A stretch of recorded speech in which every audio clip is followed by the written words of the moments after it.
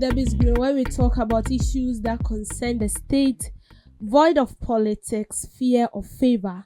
The Ministry of Health has dismissed allegations that the committee investigating the alleged assault at Ridge Hospital failed to interview the doctor who first assessed the injured nurse at the center of the controversy. The committee's final report presented to Health Minister Kwabena Mensah Akando concluded that while no physical assault occurred, a verbal altercation took place between Mr. Ralph St. Williams and the man at the center of the incident. The report also highlighted severe staffing shortages, non-functional diagnostic equipment, and inadequate security at the emergency department of the Greater Accra Regional Hospital. So the nurse, Rejoice, had reported injuries to her left hand the day after the incident. However, medical record indicated no fracture, no dislocation, and she was treated with pain medication and psychological support. The Greater Accra chairman of the Ghana Registered Nurses maintained that a diagnosis of such a condition involving multiple bruises, swelling, and redness was made by the attending physician. He insisted that excluding that physician from the interview process compromised integrity, but the ministry insists the doctor in question was consulted and that the committee's recommendation ranging from increased staffing to improve security and diagnostic infrastructure are intended to address long-standing systemic weakness. Responding to the claim, the ministry spokesperson, a member of the investigative committee, refuted the assertion. So we all know what is going on. We know what is trending about St. Williams and the nurse at Ridge Hospital who actually, should I say, she was performing an act or what? Deceiving us that she actually has a dislocation in her arm because she was beaten by Ralph, and this actually brought about a lot of speculation. So the Ministry of Health, I want to committee, but they brought out a quality result, a positive one, of course, which states that the nurse actually staged what she said she was suffering from was actually a pretense. It wasn't real. And from the onset of the video, sitting back, you can actually tell that this lady is actually acting. That was not real. That wasn't raw. Anyone who biased the report of the health committee, you should be questioned. You should be questioned. Because we know what is going on in our hospitals. We've known this for so long. And there is no way you can escape from this. This is the evidence right in front of you. And I kept saying this and I will not stop. Most of the nurses in our hospitals do not have passion for the work they do. No. They do not have passion for the work they do. They are there because what they wanted to be failed. And so they just want to adjust themselves and then feed themselves and their family. That is it. They don't have passion for the patient. And they don't even know why they are in the hospital. And so sometimes you go to the hospitals and the way these nurses communicate to you, it increases your blood pressure. It's worsening the case. This is Ghana and no one Talks is talking Breakfast about Show. it because we feel like it's free. We feel like it's normal.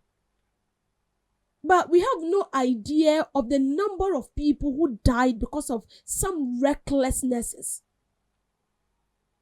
We have no idea. And I've heard people saying that arrest Ralph, arrest him. He went to the emergency and distorted the nurses. The video, did you see any nurse or doctor in the emergency ward? It was a dying young man I saw on the bed. And I heard him being interviewed where he said that the family of those boys came calling him that their brother has not been attended to. And then with anger, he went to them. Why would you do that? Someone is at the emergency ward. Why won't you treat the person? And then no, I didn't say. The next thing we will see was that a nurse with bandage all over her hand pretending to be sick. Now I'm sure that you are satisfied to the extent of she getting the courage to sue Ralph at court. And some people will say, oh, we should sit down and clap for these nurses. No, most of these nurses are killing people. Let's tell them the truth. They are killing people. If you don't have passion for what you are doing, stop. Don't go into it. Because I believe whatever you do here, you will be accountable for it one day. If you know you don't have passion for nursing, me sitting down here, I can't do that job. So I won't go and force myself into it. I can't even see blood. So I won't go and force myself into such a profession when I know fully well that I won't do it. But that is the system we have in this country. It's either nursing or teaching. If you don't go into the nursing training, then you have to dive into the teaching training. Because I would say that is the most affordable institution you can enroll yourself. If you want to take other institutions, they are too expensive. And sometimes the results, maybe what you want to be, results now in fact. So you just have to, divert your career into a different profession. You go to a hospital and a nurse is on the phone, typing, watching TikTok, whilst a dying patient is inside waiting for treatment, and they don't care.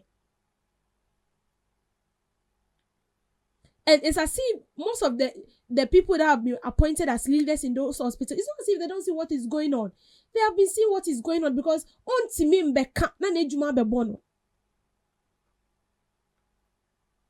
and that is why we have a lot of people dying. If we should go out and ask people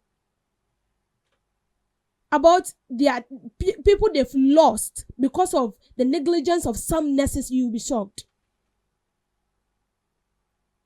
You will be shocked. We are not sitting here and talking because the person will be a born. No, this is simple. This is very, very, very simple. If you know you can't do the job, just stop it. Don't go and be killing people. You are killing a lot of people. Some of you don't deserve to be a nurse. No, you don't. You end up shouting on people, being aggressive. As a nurse, you don't have to be aggressive. You know, some patients can be rude sometimes, but you should have it in mind that and so long as you have stated in your interview that you have passion for the work, you have passion for people, you have passion for catering for people, then you should be ready for it. You don't get in there and then you do things anyhow anyway. This is the life of people we are talking about. They did same to my brother. They did same to him. And it's very, very painful. It's very, very painful. This nurse, she should be used as a deterrent to other nurses. And whoever is involved, all the senior nurses and doctors that have actually sat down and planned this for her to act, the point in the hospitals, the actors in the hospitals that have written a script for her to act upon it, they should be arrested immediately. If we don't do that, then it means that we are not ready to secure the lives of these people. Same thing happened at Tamale. And a young guy lost his life. And we see this happening every day.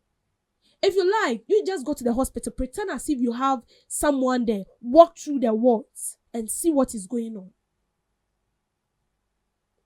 You will be surprised, and then you feel the pain of what these patients are going through. You will feel their pain. And then why are they the best thing you can do is to act. Hey, is this the level we've gotten to? It's for you to act. Then you shouldn't be surprised if you will be sacked. Bueno, definitely she will say that is the work of the devil. But devil, yes, we didn't see any devil there. Someone came to hospital for treatment and over an hour, he was bleeding. The handkerchief no that train inside crown. It was wet with blood. We saw it. We saw it. And I see people saying that the health minister is doing politics. He actually paid a committee to work in favor of RAB. Why would you say such a thing? Once you know what is going on in your hospital, the hospital in your community, the hospital in your constituency, you know what is going on. Why would you say that? And why do you think the minister would do such a thing? This is insane. See, this issue is becoming so serious.